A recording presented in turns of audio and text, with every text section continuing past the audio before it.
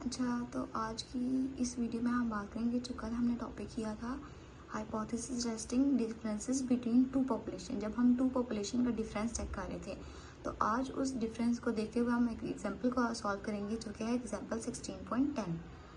अब इसमें वो बात करता है एग्जांपल में, वो कहता है कि आ रैंडम सैंपल, वो क्या कह रहा है, सैंपल की बात कर रहा है। वो कहता है a random sample of size 36, size means N1 हमारा क्या है 36।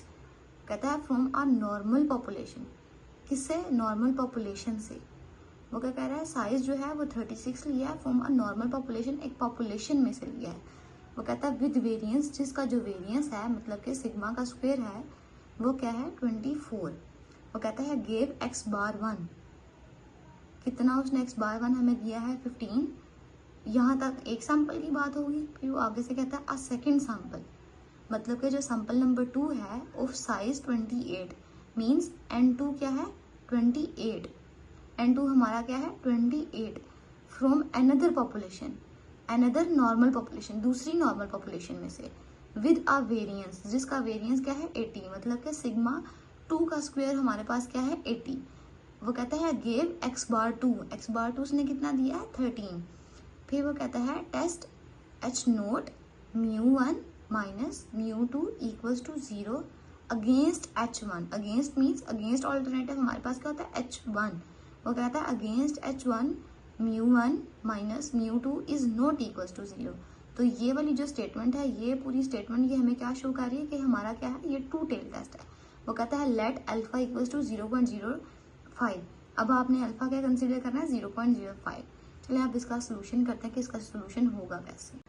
तो यहाँ पर जो है मैंने सारा डाटा उतार लिया है जो कि मैंने आपको क्वेश्चन में समझाया। N1 उसने कितना दिया है 36, सिग्मा 1 का square 24, x bar 1 15, N2 28, sigma 2 का स्क्वायर 80, x बार 2 13 और अल्फा कितना दिया है 0.05। अब वो क्या कहता है h naught μ1 minus μ2 is equals to 0 और h1 में क्या कहता है μ1 minus μ2 is not equals to 0।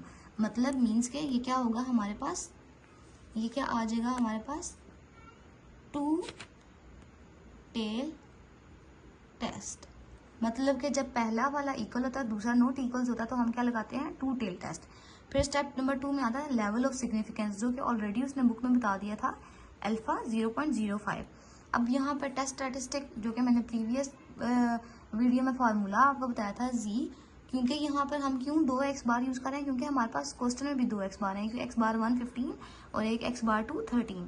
अब यहाँ पर हम क्या करेंगे x bar 1 minus x bar 2 minus μ1 minus μ2 divided by sigma 1 का square over n1 plus sigma 2 का स्क्वायर ओवर n2 और उसका हमने क्या ले लेना है अंडर रूट। अब यहाँ पे परेशान नहीं होना कि ये यहाँ पर μ1 माइनस μ2 तो फॉर्मूले में है लेकिन क्वेश्चन में नहीं दिया हुआ। उन्होंने क्या कहा μ1 माइनस μ2 किसके इक्वल है 0 के इक्वल। तो जब ये वाली ब्रैकेट 0 के इक्वल होगी तो हम इसको इकट्ठा ही अगले स्टेप में 0 लिख देंगे, ठीक है। अब यहाँ पे मैं फार्मूले के अंदर सारी चीज़ें पुट कर देती हूँ। जी x बार 1 क्या था 15, x बार 2 क्या था 13, तो सेंटर में क्या आ गया फार्मूले का माइनस, और ये वाला माइनस क्या μ1 माइनस μ2 किसके इक्वल था 0 के इक्वल, इसलिए हमने क्या डाल दिया यहाँ पर 0। अब अंडर रूट सिग्मा 1 का स्क्वायर किसके इक्वल था 24 के इक्वल डिवाइडेड बाय n1 किसके इक्वल था 36 के, फिर प्लस सिग्मा 2 का स्क्वायर किसके इक्वल था 80 के और n2 किसके इक्वल था 28 के। अगर आप चाहें तो इसका डायरेक्ट भी, अगर आपके पास एसडी कैलकुलेटर है तो आप डायरेक्ट इसको सॉल्व कर सकते हैं, नहीं तो पहले ऊपर वाले को सॉल्व करें फिर इन दोनों को सॉल्व करके इनका अंडर रूट ले लें। लेकिन यहाँ पर जो है वो मैं डायरेक्ट सॉल्व करूँगी, इसलिए मेरी जी की वैल्यू क्या आ जाएगी 1.06। अब मैं क्रिटिकल रीजन में जाती हूँ। क्रिटिकल रीजन मेरा क्या था G mod greater than G alpha by 2। अभी अल्फा बाय 2 क्यों यूज हुआ है, क्योंकि हमारा टू टेल टेस्ट था, और ये ग्रेटर क्यों यूज हुआ है क्योंकि टू टेल टेस्ट था, इसलिए टू टेल में क्या होता है ग्रेटर यूज होता है। और मोड हम क्यों यूज करते हैं, टू टेल टेस्ट है इसलिए मोड यूज करेंगे, जब वन टेल टेस्ट होगा तो मोड नहीं आएगा, ठीक है। तो अब मोड का मतलब क्या होता है कि अगर कोई नेगेटिव वैल्यू है तो इस मोड के अंदर आके वो क्या हो जाती है पॉजिटिव, लेकिन हमारी ऑलरेडी वैल्यू पॉजिटिव थी इसलिए हम लिख देंगे 1.06 ग्रेटर देन अब जी अल्फा बाय 2, ठीक है।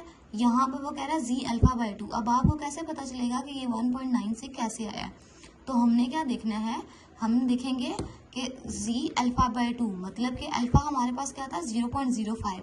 अब 0.05 को जब मैं टू टेल के अंदर देखूंगी तो वो क्या आ जाएगा 1.96। अब मैं इसको दिखाती हूँ कि आपने इसको कैसे देखना है टू टेल में। अब जैसे कि आप यहाँ पर देख रहे हैं, यहाँ पे हमारा लिखा हुआ है सिग्निफिकेंस लेवल।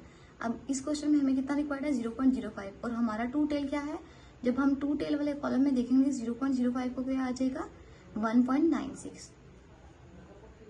अब ऊपर मैंने आपको वैल्यू दिखा दी कैसे डालनी है, इसलिए यहाँ पर मैंने क्या कर दिया 1.96। अब हमने इस क्रिटिकल रीजन को ज़रा गौर से समझिएगा कि ये कैसे होगा। अब हम देखते हैं कि 1.0 जो है वो बड़ा है 1.96 से, नहीं ना, तो ये क्या होगी स्टेटमेंट, ये तो फॉल्स होगी ना स्टेटमेंट, क्योंकि ये वाली वैल्यू जो है वो छोटी है।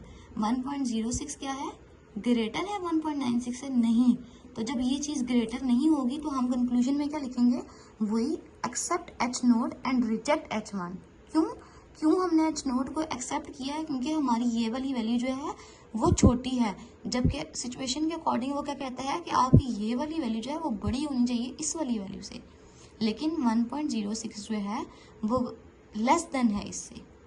तो जब ये स्टेटमेंट के अंदर लाई नहीं कर रहा, स्टेटमेंट फॉल्स है, तो हम क्या करेंगे, वी एक्सेप्ट एच नोट, हम एक्सेप्ट कर लेंगे एच नोट को और रिजेक्ट क्या कर देंगे H1 को।